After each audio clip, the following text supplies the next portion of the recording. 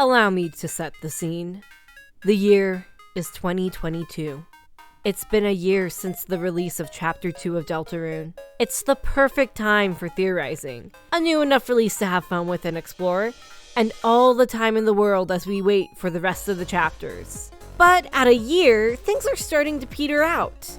As often happens to fandoms during a hiatus, the only thing that could stop it is, well, if somehow there was an adrenaline shot inserted directly into the veins of the fandom that made them go crazy for a while. Enter the Spamton Sweepstakes. Spamton Sweepstakes was Undertale's 7th anniversary celebration and consisted of a giveaway that was free to enter. More prizes for the giveaway, however, were unlocked by donating, with the donations going to the Child's Play charity. The descriptions of these raffled items would sometimes be accompanied by a blue link in the text that, when clicked, would lead you to another page. Sometimes these were just funny or fun details, but sometimes they were something more interesting. Things that have fueled further theory crafting for Deltarune, that have hints towards greater concepts. Welcome to the very special Spamton Sweepstakes lecture, which is kind of a history lesson, kind of a theory basics, aiming to report the events of the sweepstakes alongside what we learned, and also kind of my own experience with them. Without further ado, let's just go ahead and dive right into it. The feeling of pure excitement that filled me when I first opened the page on the Deltarune website for the sweepstakes. You have this MS Paint looking picture that's just pure gold. Below Spamton, there were 3 links. About Spamton, about the charity, and the official rules. Below that was a little music player, and then a fake ad space that cycled between something about Icy, and then 2 kind of prize ads. Then we had the bar for the total amount raised, and then the prizes listed below. When the sweepstakes was ongoing, you would get a little pop-up on the bottom left of the screen of names of people who had entered the sweepstakes or donated. We'll just work from the top of this page down. First, about Spamton. It reads, "It's me! The #1 greatest salesman, Spamton G. Spamton. You may know me from everything, and now I'm only getting bigger and bigger and bigger. I've never gotten smaller. I've never gotten smaller." As we're well aware, Spamton's whole deal is wanting to be a big shot. Honestly, this text reminds me of the theory that Spamton wasn't actually always so much smaller than the other Addisons, but was shrunken in Queen's Acid Lake. About the charity.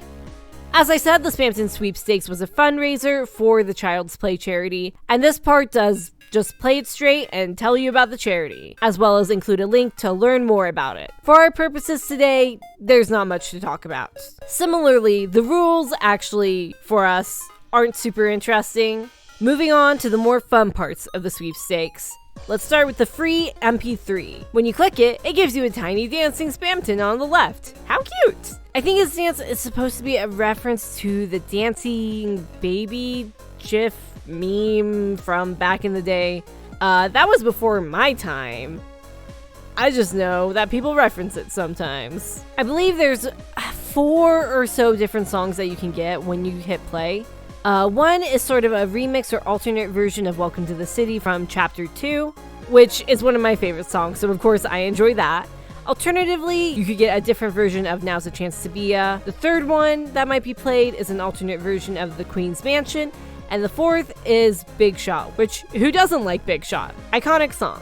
While I like the songs, the speakers on my laptop are broken, actually. So they weren't a big part of my experience when the sweepstakes was ongoing. In general, I really love and appreciate video game music, but I tend to play video games when I'm around other people, which means I usually don't listen to the music of them. So there's always been this kind of weird disconnect almost for me, which is weird because a big part of Deltarune and Undertale's identity is its music.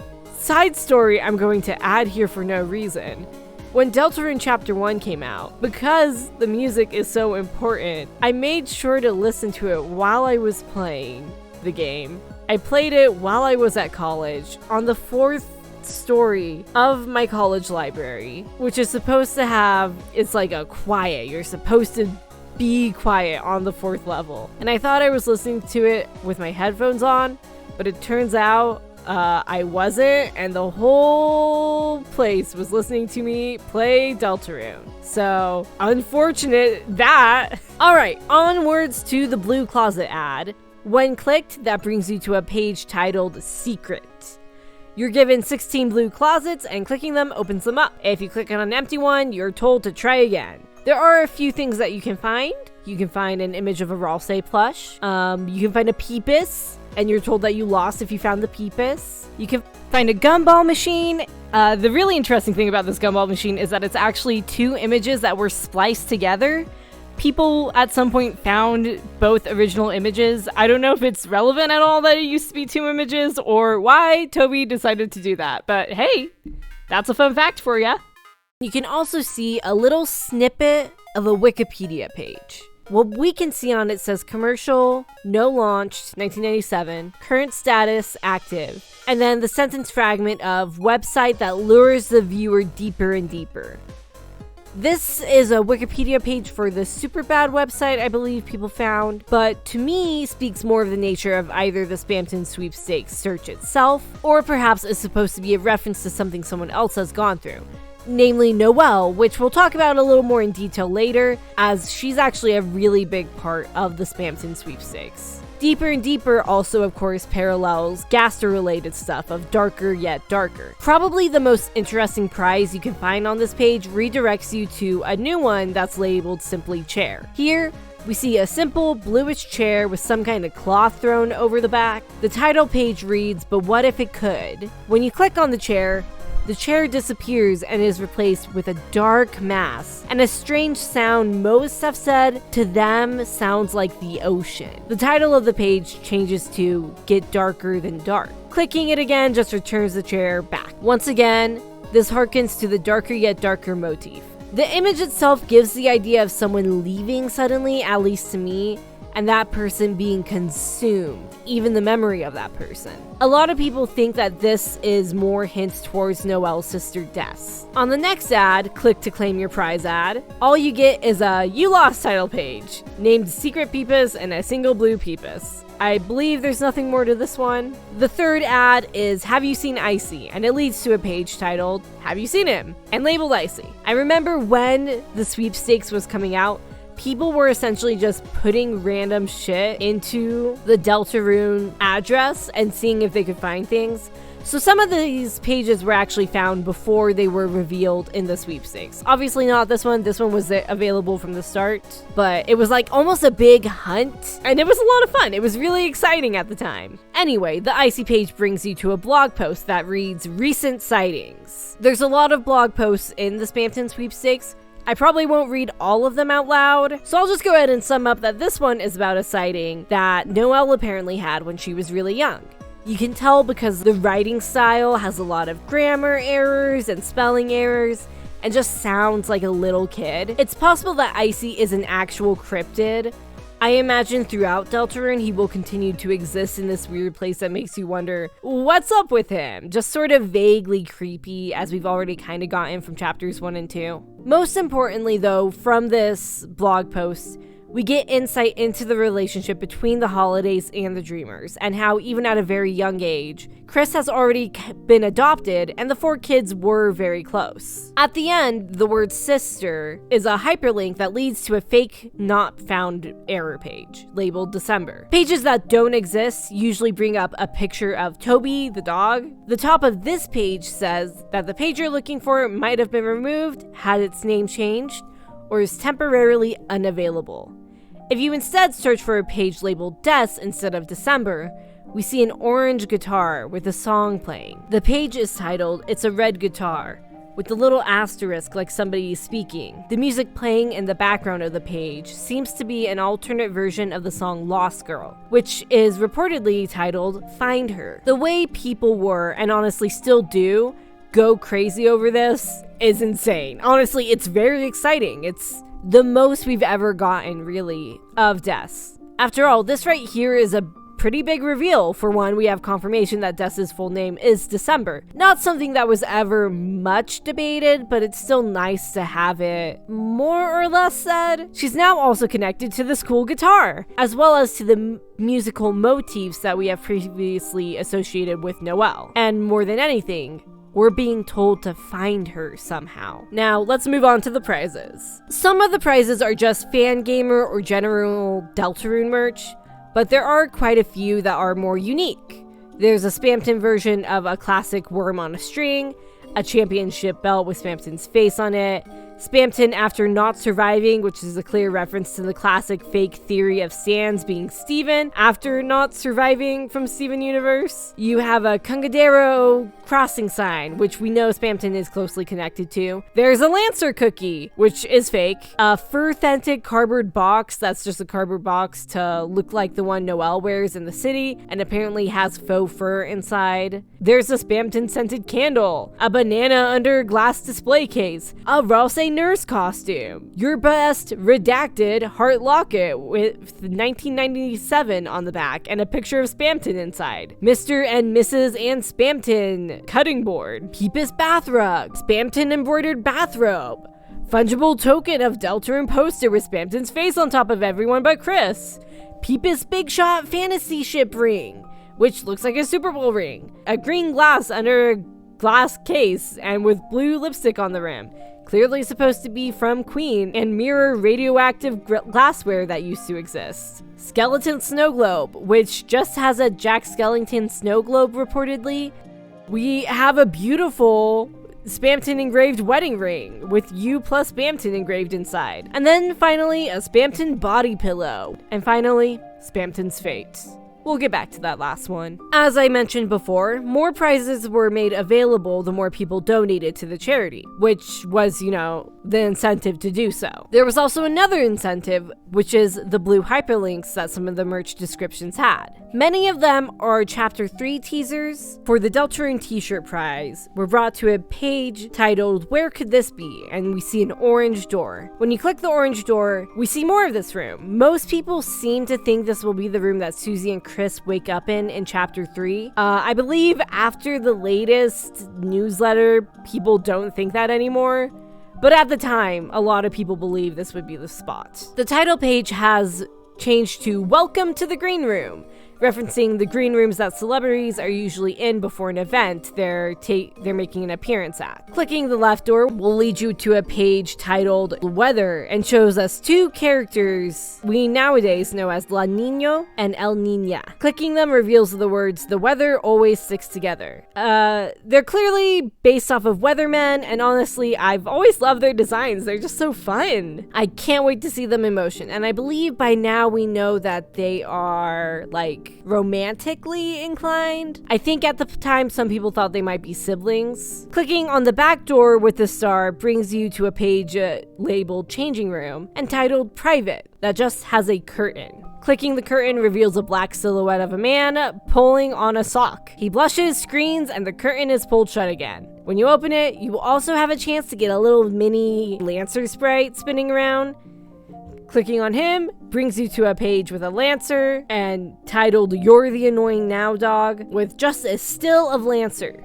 Clicking him reveals the text, "Oh ho ho, you just got Lancered," with many little Lancers spinning around. This is just a fun page, and I think it's supposed to be a reference to an old meme again. I really like the silhouette men. I think they have a very cool design, and I like that they're just a silhouette. Silhouettes are fun. They have this gangster vibe, and also kind of remind me of the dad from Codenames Kid Next Door. Clicking the right door brings us to a page titled "It's Off." This is an interesting and eerie scene of just a turned off TV. Next link comes from the toilet paper prize. Here we get a page labeled Sighting, entitled Sighting 1997, a year that just keeps reoccurring. We get a black and white, grainy picture of a Spamton plush sitting on a toilet seat that slowly zooms in. Creepy shit.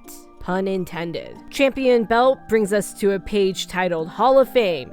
This just gives us a pic of Toby Fox with the words "Best Inu" under him and a little song playing. He's very cute, and I love it. He deserves to be framed. Cookie of Boy brings us back to that Lancer page that we've already mentioned. The Noel cardboard box actually brings us to one of the most interesting pages. This is Noel's blog. It's supposed to be kinda GeoCities looking. The top says, "Welcome to Holiday Girl 1225's Game, Secrets, Glitches, and Theories blog." There's a music link at the top, which plays what might be the crunchiest version of Jingle Bells I've ever heard in my life. The post here is about a game that I believe has been mentioned before, Cat Pedders 2. Here, Noel kind of just describes that Cat Pedders 2 has a big following about the breeding system and the animation, and people making mods for them. And sometimes you'll end up with really crazy combinations because of the mods. Or the game might freeze and the music might glitch out. She reportedly, as a kid, was scared of this happening, so she would punish her pets so that they would never fall in love and never breed up an abomination. If she ever got an egg, she would just throw it away. It's this page and others like it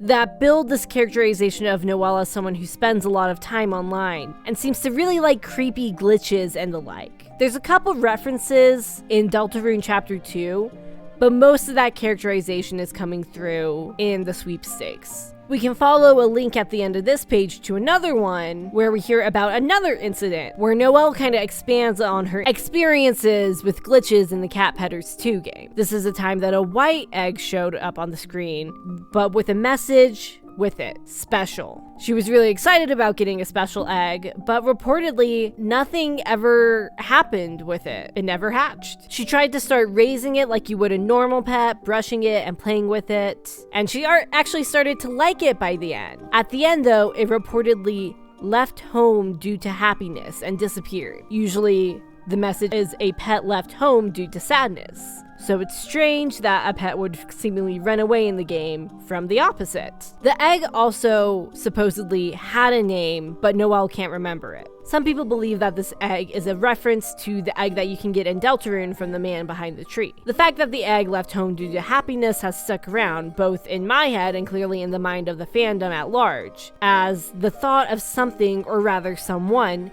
leaving because they're happy or being loved is such a strange and intensely interesting concept. A lot of people consider that perhaps that is what happened to or is related to the disappearance of Des. I would also add that perhaps it's actually foreshadowing by way of Susie or Kris. Both of them I can see as characters whose lives may improve over the course of the game, and they decide for one reason if not another that it'd be better for them to leave their improving life than actually exist within that life. Mostly due to this fear of bringing harm to those around them. Like, things are getting better and I don't want to ruin that, so I'll just run before it's ruined. That's just a personal thoughts from me though. Moving to our next hyperlink. From the Rouse nurse outfit, we get a clip of the battle against the black silhouette mafia men. It looks like one of the actions you have is to shoot at socks on their feet, trying to knock their socks off, and we get to see the bullet patterns of the mafia men. Most importantly though, Kris, Susie, and Rouse get unique sprites for the act in this interaction, becoming all rather dapper, and I am in love, especially with Susie and Rouse's outfits. Then again, I'm always a sucker for a cute little scarf or bandana. Next, Heart Locket. We have another blog post from Noel, this time about Kris. There's a soundbite at the top of the page that, when played, is a piano being pounded on seemingly with little rhyme or reason to the notes. The post is labeled private and only for friends to see. It reads, "It's funny. There was a time when they were coming over almost every day. We'd play and we'd play.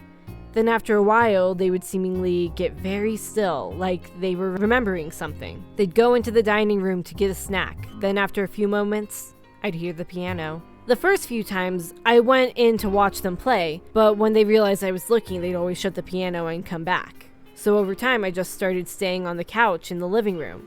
I'd lie there, listening to them play, sometimes for hours, sometimes even until I fell asleep. Even then, what were they thinking about me? Maybe they weren't thinking about me at all. They didn't have a piano at their house, so they probably just came over to use mine. Even then, with my eyes open, there were times when I wasn't even sure we were friends. But when I closed my eyes, it felt like a concert just for me." Again, the Spamton Sweepstakes seem to have this interesting obsession with Noel. And now we get some characterization of her and Kris's relationship without Des or Azriel, possibly after both have left the town. We now know that the two of them do hang out, or at least used to hang out regularly. We also know that it looks like they've always had some weird relationship going on for a while. There's a lot of different interpretations of the music file and Kris playing the piano. A lot of people think that Kris is trying to work through something emotionally and letting it out on the piano. We do know that according to the receptionist at the hospital, Kris is a good pianist. For this reason, a lot of people then think that the music file doesn't actually reflect what Kris was playing during those times. Personally, though, I actually think it does, and that Kris was just playing in a crazy way that was also enchanting to Noel. It's also, I think, just an interesting look at their relationship and a bit more information on how Noel and Kris's relationship is just so messy, even before the player is involved. It's the kind you get when you've known someone for your whole life, where you know them so well, but you also start to question if you know them at all. I know that's how I sometimes feel about my own siblings. On to the Peepus bath rug. We're brought to another Noel blog. Once again, we're talking about Cat Petters 2, and this time, Noel talks about a random message that she got in her spam mail. Apparently, she checks her spam mail a lot. Anyway, she tried to put it into her Cat Petters 2 as a mod, and it worked, except she got a Peepus, essentially. It's described as just a blue floating circle. It's a Peepus. It keeps making more Peepus show up until eventually her game crashes. It's a much lighter note than the past blog posts. Some people at the time thought this might mean that Noel created or is responsible for Spamton's existence, but this was disproven a little later on in the sweepstakes. The ending hyperlink of this one is yet another Noel blog post, but this time we return to the colorful pink and Christmas themed blog. This is probably one of the more meta posts, as Noel talks about a website for a game that she likes, Dragon Blazers, updating with a bunch of weird links, and there's 26 pages. She says that it doesn't seem to be an ARG, there's no puzzles, it doesn't lead to anything, there's just weird stuff going on. Which is essentially just straight up telling us there's 26 links that you'll be able to find. It's not an ARG. There's also some comments at the bottom, and they're amazing. I would recommend reading them. There aren't any really big lore reveals other than implying that Kris and Birdly play Minecraft together. Curdly truthers, rise up. The wristwatch brings us to another private blog post. I would read this, except it's just so long, I don't think I'm gonna. It recounts a time, semi-recently from the sound of it, of Noel watching an interaction between Susie and Kris after school. Susie kind of threatens Kris, bites an apple in half, says that she'll bite Kris in half if they keep using apple-scented shampoo. Kris actually laughs at this. Susie shouts at Kris to say something, and Kris maybe says something. According to Noel, it looked like Kris's mouth moved, but she didn't hear anything. So whether something was said or not, and what was said, we don't know. We just knew that Susie's attitude completely changed and she ran out of the classroom. And then Kris revealed that they were aware Noel was listening in the whole time. I've seen some people say that this really puts Noel in a bad light or projects a bad part of her for not helping Kris at all, or for the moments where you can really see her crush on Susie coming through. Personally though, I don't really see it as any kind of mark against her. We know after all that she's terrified of confrontation, and in a private diary entry like this, you can admit things you would never say out loud. I do like that it gives us more context for Kris and Susie, getting to see that they do have something of a previous dynamic, even if it's just clearly what we see at the very beginning of chapter 1. We also get confirmation that Susie is the new girl. It's pretty heavily implied throughout chapters 1 and 2 by the kinds of things she's surprised by, but it's still nice to have some confirmation that she is indeed new in town. And for a small town like Hometown, it makes it even harder for her to deal with being new, I would have to imagine. We also see that Kris, even before the player, doesn't have any fear of Susie despite her intimidation tactics. We are left with the mystery of what exactly it is Kris said to Susie. Technically, we don't know for sure if Kris said anything, but they must have done something to make Susie leave in a hurry. It's interesting that whatever this was, Susie hasn't brought it up yet, but she might in the future. A lot of people have speculated that Kris may have said something self-deprecating in response to Susie, along the lines of Toriel would be better off without me, or maybe egging Susie on to attack them. It's also possible that Kris said something about perhaps Susie's current living situation, or something that just struck a chord. It's interesting that Kris seemed to have been aware of Noel's presence the whole time, which also changes a bit of the interaction between Kris and Susie to be not quite as private of a moment as we're led to believe at the beginning. Anyway, hopefully in the future, Susie will comment on Noel's hair smelling like apples, as Noel implied that she might try and switch over the shampoo she's wearing. The next item, the Spamton's 3D celebrity photo cube, gives us another Easter egg. This time, it's simply a sprite of Susie laying on her side with her eyes closed. And when you click her eyes open with a typical blink sound effect. A lot of people think that this will be Susie waking up at the start of chapter 3, and that makes sense to me. A lot of people believe that she would wake up on the couch in the green room. Again, after the most recent newsletter, most people don't believe that we'll be waking up in the green room anymore. The wedding ring brings us to another interesting page. This one, damn you, Tenna. We get to read Spamton cursing out seemingly someone named Tenna. The image we're given is this TV that's crossed out. Some people think that Tenna could be the secret boss for the next chapter, but more people believe Tenna will be just the boss of this dark world, which, considering the TV, seems likely. Clicking the TV gives us a mess of black and white static, with the page saying "You're early" and playing static sounds. After all of the prizes were unlocked via donations for the sweepstakes, the stakes changed instead to decide Spamton's fate, with you being able to donate either for freedom or for silence, with freedom winning by the end of the sweepstakes.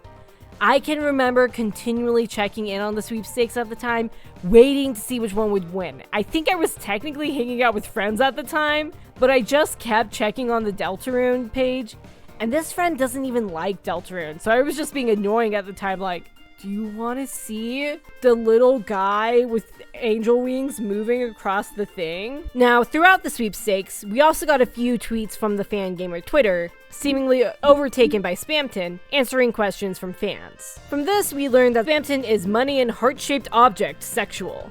Spamton also explains that he's completely alienated from the other Addisons and is bitter about it. While not a subject I've delved into, Spamton acknowledges in one tweet the existence of some of the elemental types theorists have found, including the strange elemental type of cat/puppet. Spamton denies knowing who the knight is. We also learned that during Spamton's time living in Queen's Manor, it sounds like he was actually friends with Swatch. Someone asks Spamton about who Mike is, and we can now assume that Mike has something to do with the TV, as Spamton asks the asker if they are a part of that cathodes crew, and cathodes are often associated with the type of TV. More importantly, as well as more in line with the general theme of Des and Noel centered lore bits and reveals, Spamton reveals that while he doesn't know who Des is, Noel has been searching for Des online and opens emails about her, with these sketchy emails she opens being how she connects to Spamton. A few people after some of the earlier posts thought that Noel could have been responsible for Spamton's creation, one of the egg things, but Spamton clears that up, stating that he was the one who gave her the peepus that crashed her computer, and that he seems to be at least a little fond of her, as she was the one who opened his spam emails. After the Spamton sweepstakes ended, I didn't have any interest in actually watching the giveaway itself in action. All we had at the time was this little thumbnail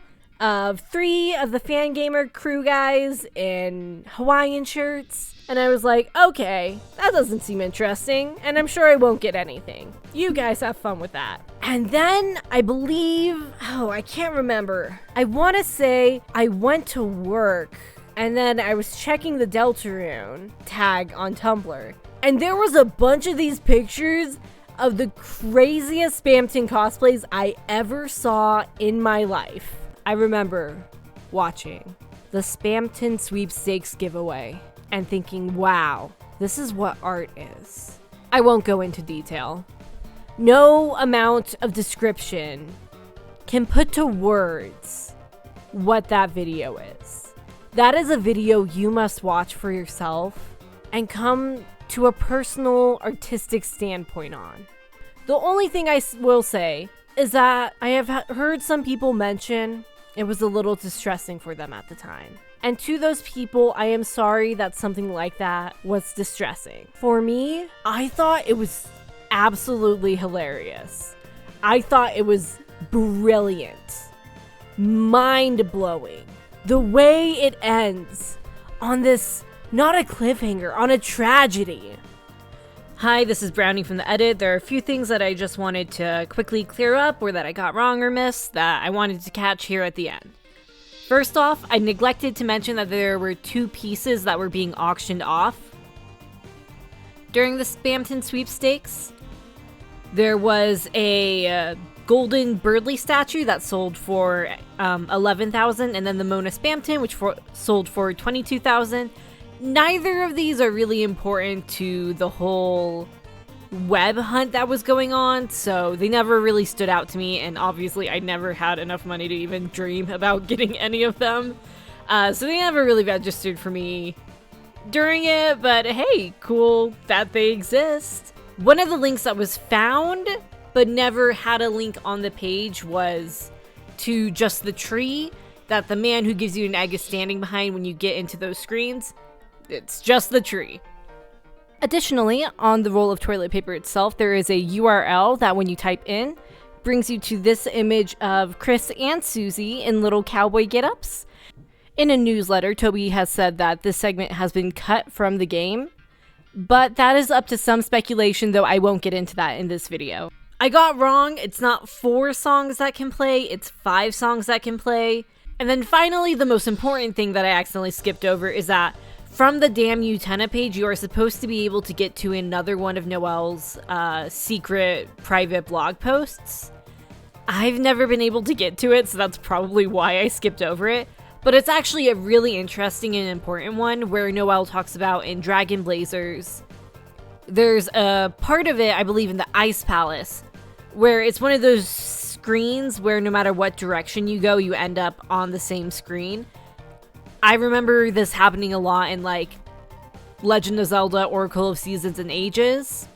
Noel mentions that she has managed before to get from there to a room with a door in it.